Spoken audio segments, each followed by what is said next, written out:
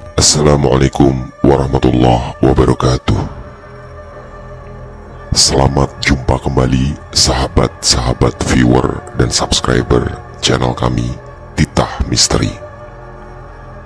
Kali ini kami akan membawa sebuah kisah misteri yang diangkat dari kisah nyata dengan judul Horor Gerobak Bakso. Selamat menikmati. Sulawesi Barat 2005. Malam itu hujan sangat deras. Sarman merenung di dekat gerobak baksonya.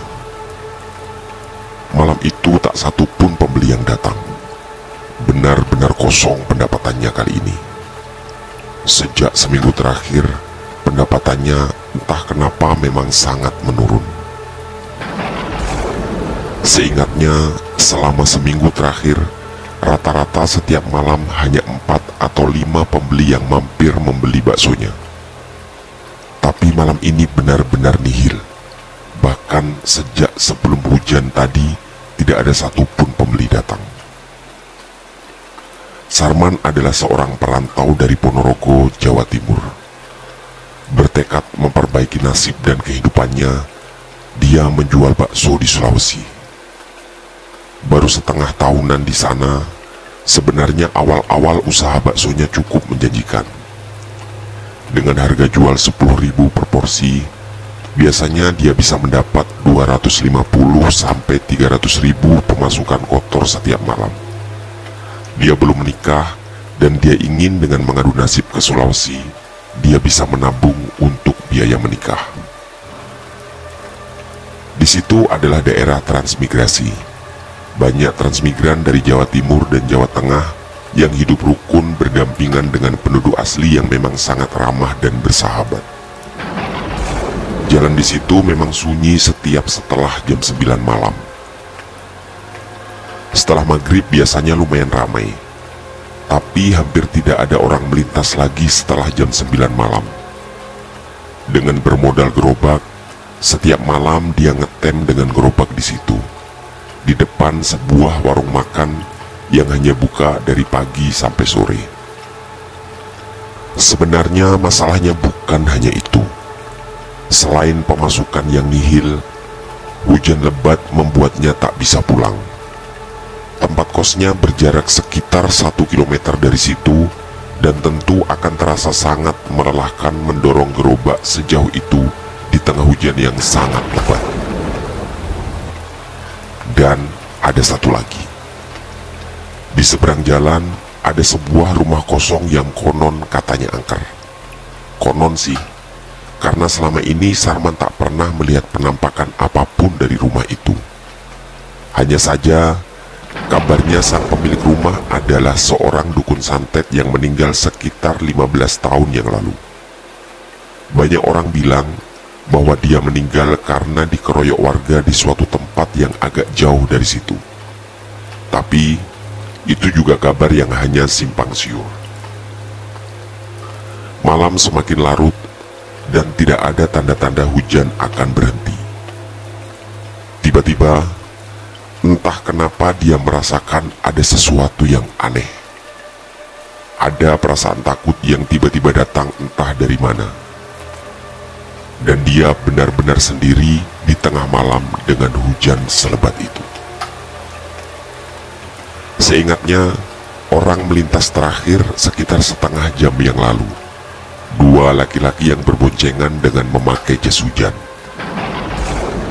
Sarman menunduk merenungi nasibnya. Tiba-tiba, pandangannya tertuju pada sosok yang seperti keluar dari rumah kosong itu. Bersama itu, bulu kuduknya merinding. Belum pernah dia melihat apapun yang aneh di rumah itu selama 6 bulan dia berjualan. Ingatan Sarman mencoba merangkai kembali semua selama setengah tahun. Dan benar, seingatnya tidak pernah dia merasa ada yang aneh dengan rumah di seberang jalan yang katanya angker itu. Tidak pernah sama sekali. Selama ini semuanya aman. Bukan sekali dua kali Sarman sampai tengah malam di situ, terutama kalau pas hujan deras seperti sekarang ini. Tapi di sisi lain, dia juga yakin bahwa ketika di suatu tempat kita merinding, apalagi saat sendiri, berarti ada makhluk halus di sekitar kita. Ketakutan Sarman semakin menjadi. Lampu jalan yang sebenarnya tidak terlalu terang cukup untuk pandangannya menangkap sosok hitam yang melangkah dari rumah kosong itu, yang perlahan berjalan menuju ke arahnya. Sosok itu semakin mendekat dan semakin jelas. Seorang laki-laki berjas hujan warna hitam dan memakai masker yang juga hitam. Bulu kuduk Sarman semakin merinding. Dan setelah sangat dekat, sosok itu mengeluarkan suara. "Bakso satu, Bang." Dari suaranya, sepertinya dia adalah orang yang cukup tua. Sarman terpaku mendengar itu. Ketakutan semakin kuat. Setelah memesan bakso, sosok itu duduk di kursi plastik dengan posisi membelakangi Sarman. Dengan tangan gemetar, Sarman melayaninya. Kuah bakso yang panas itu bahkan hampir tumpah karena getaran tangannya. Diulurkannya semangkok bakso pada sosok itu, dan dia menerimanya tetap dengan posisi membelakangi Sarman. Jantung Sarman pun semakin kencang berdegup. Rasanya dia terkunci di sana. Lari jelas bukan pilihan dalam kondisi hujan yang sangat lebat seperti itu. Berteriak pun juga bukan pilihan, karena tidak ada orang yang bisa mendengar. Rasanya sangat lama sosok itu menghabiskan bakso, jauh lebih lama dari orang kebanyakan. Tidak ada pembicaraan apapun di antara mereka berdua. Sarman semakin dilanda ketakutan, dan suasana dirasakannya semakin mencekam. Setelah sekitar 15 menit dengan masih membelakangi Sarman, sosok itu memberikan mangkok bakso yang sudah habis. Sarman menerimanya dengan tangan yang terus-menerus gemetar. Sarman tak berani mengarahkan pandangannya pada sosok misterius itu. Sosok itu lalu berkata, "Maaf, saya lupa bawa uang. Ayo, antar saya ambil uang di rumah." Suaranya terdengar berwibawa, tapi itu tentu tidak cukup menghilangkan semua ketakutan Sarman. Sarman benar-benar merasa tidak punya pilihan. Dengan berpayung, kaki gemetar, Sarman merasa terpaksa harus menuruti sosok itu. Perlahan, Sarman mengikutinya dari belakang, menuju rumah di seberang jalan yang selama ini katanya angker. Sesampainya di rumah itu, sosok itu mendorong pelan pintu dan dengan isyarat tangannya mempersilahkan Sarman duduk. Kemudian sosok itu duduk tepat di depan Sarman.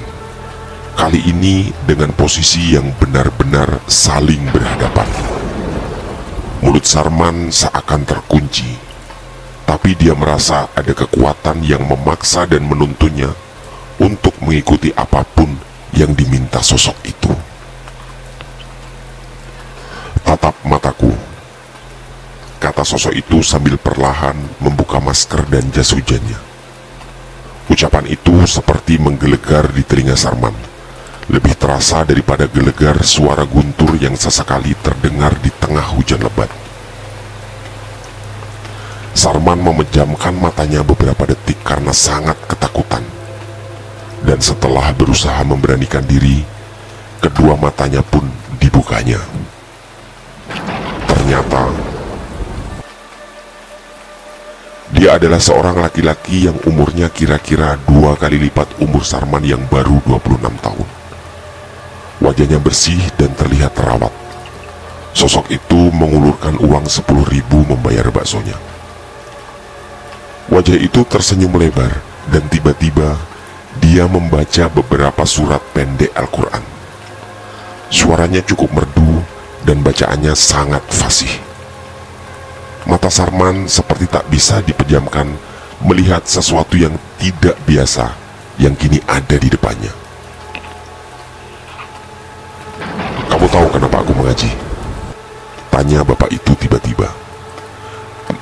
Maaf, saya nggak tahu, Pak," jawab Sarman dengan sangat gugup.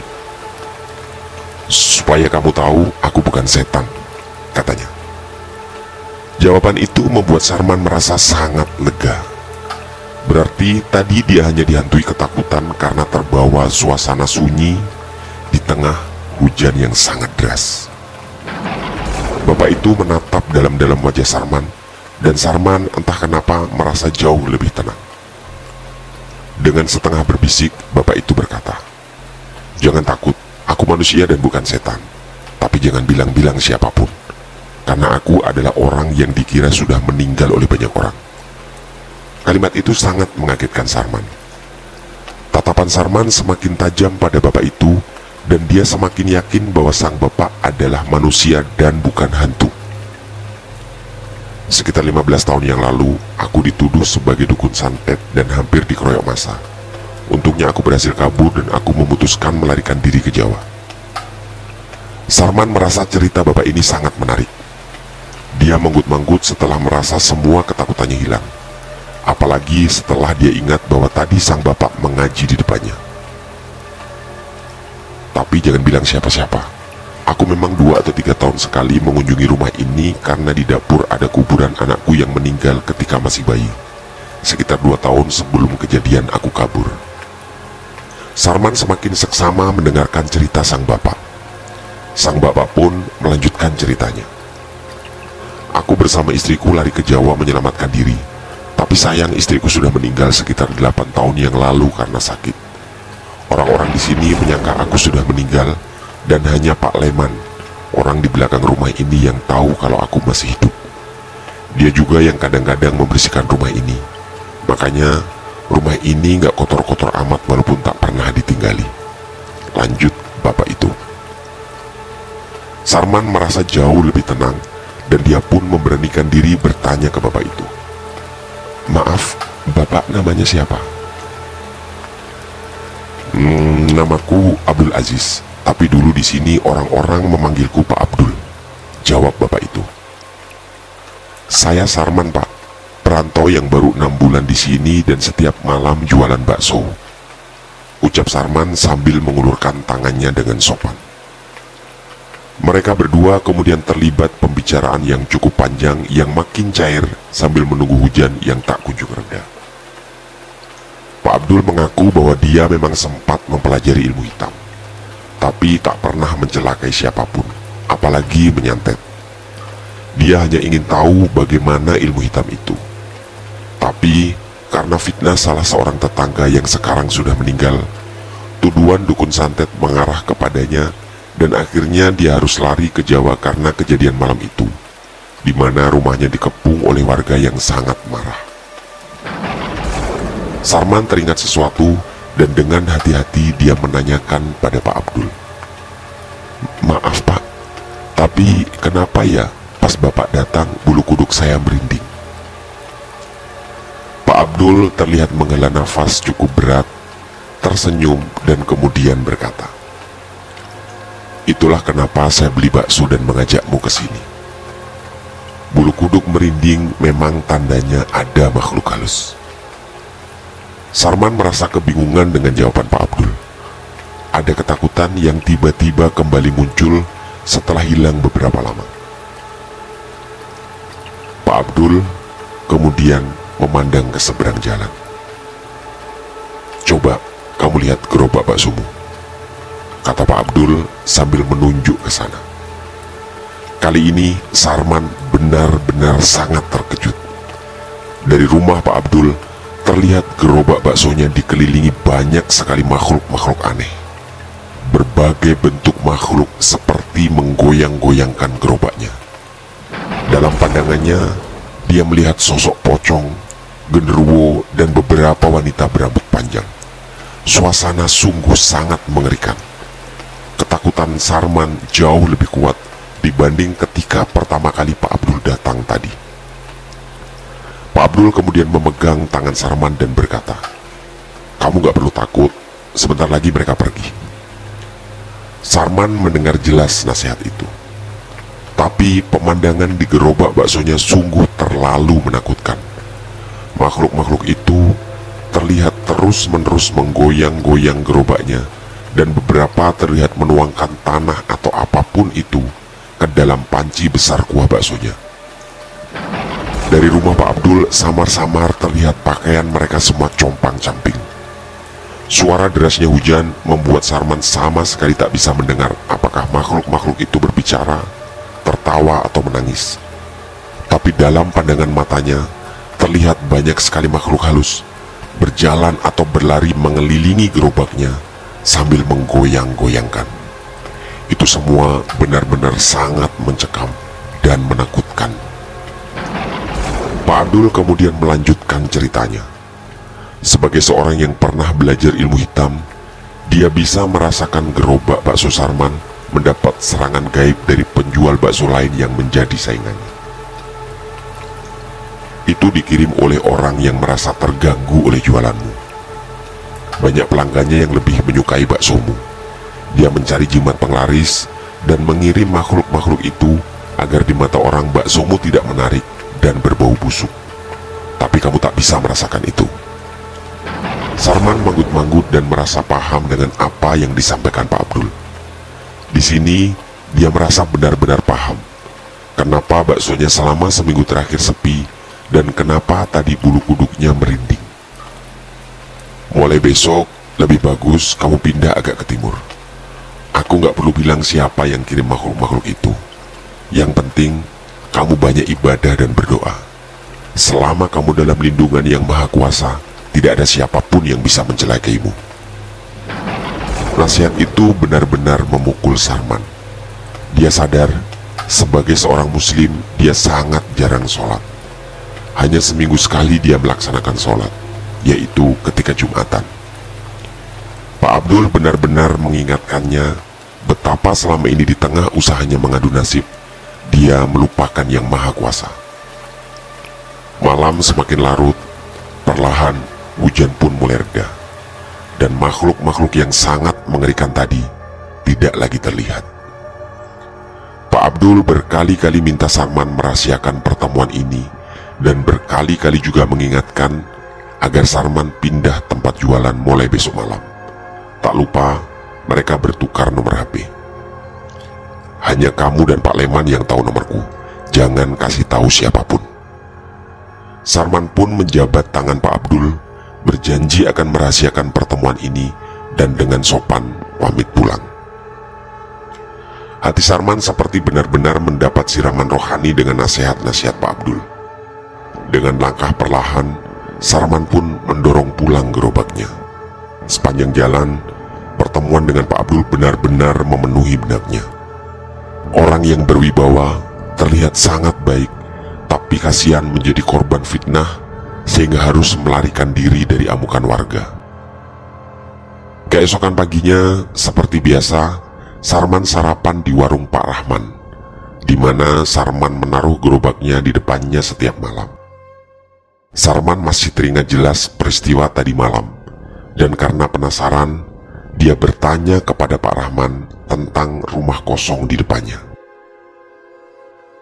Pak Rahman yang dari kecil tinggal di situ kemudian bercerita panjang lebar tentang rumah tua itu. Kasakusuk tentang rumah itu angker memang sudah pernah didengar Sarman, walaupun selama ini dia tidak benar-benar yakin karena tidak pernah mengalami apapun selama 6 bulan berjualan bakso, kecuali tadi malam yang sangat mengejutkannya. Sempat mengira Pak Abdul adalah hantu, sampai kemudian justru Pak Abdul yang menunjukkan hantu yang sebenarnya. Kata Pak Rahman, memang dulu ada dukun santet yang tinggal di situ dan dikeroyok warga. Dia melarikan diri, tapi berhasil dikejar warga dan menjadi korban amukan massa sampai meninggal di desa sebelah. Tapi Rahman juga tidak melihatnya langsung. juga tak pernah jelas dibuang atau dimakamkan di mana. Yang jelas, sejak kejadian malam itu, Pak Rahman meyakini bahwa pemilik rumah sudah meninggal akibat korban kemarahan warga. Sarman memutar otak dan berusaha membandingkan informasi Pak Rahman dengan Pak Abdul tadi malam. Entahlah siapa yang benar. Kalau Pak Abdul manusia, kenapa dia harus datang tiba-tiba di malam itu, di hujan yang sangat lebat, dengan suasana yang sangat mencekam? Tapi, kalau memang Pak Abdul yang tadi malam adalah hantu, kenapa dia mengaji di depan Sarman? Pertanyaan-pertanyaan itu berputar-putar di kepala Sarman. Kebingungan Sarman belum benar-benar hilang, dan tiba-tiba HP jadulnya pun berbunyi. Ternyata ada SMS, dan itu dari nomornya Pak Abdul. "Dek, saya pamit pulang ke Jawa ya. Tadi hampir subuh saya dijemput ojek yang memang saya pesan ketika mengantar saya ke situ tadi malam. Jangan lupa pesan saya. Jaga rahasia pertemuan kita, pindah jualan dari situ, dan jangan tinggalkan sholat." Sarman tersenyum membaca pesan itu. Hatinya tak lagi memikirkan siapa sebenarnya Pak Abdul yang ditemuinya tadi malam. Dia hanya merasa mantap menjalankan pesan Pak Abdul. Pindah tempat jualan mulai nanti malam, dan berjanji dalam hati tak akan pernah melalaikan kewajiban sholatnya. Tamat. Demikian kisah misteri dengan judul Horor Gerobak Bakso yang dikirim oleh salah satu viewer kami, diangkat dari sebuah kisah nyata. Semoga kisah ini cukup menghibur teman-teman, sahabat-sahabat viewer dan subscriber. Pesan penting yang seharusnya kita tangkap adalah, selama kita mendekat dan dalam lindungan yang maha kuasa, tidak ada siapapun yang bisa mencelakai kita. Mohon maaf apabila terdapat kesalahan dalam penuturan kata. Kami, tim Titah Misteri, mengucapkan terima kasih dan wassalamualaikum warahmatullahi wabarakatuh. Pesan saya, jangan bercermin sendirian di tengah malam. Sampai jumpa.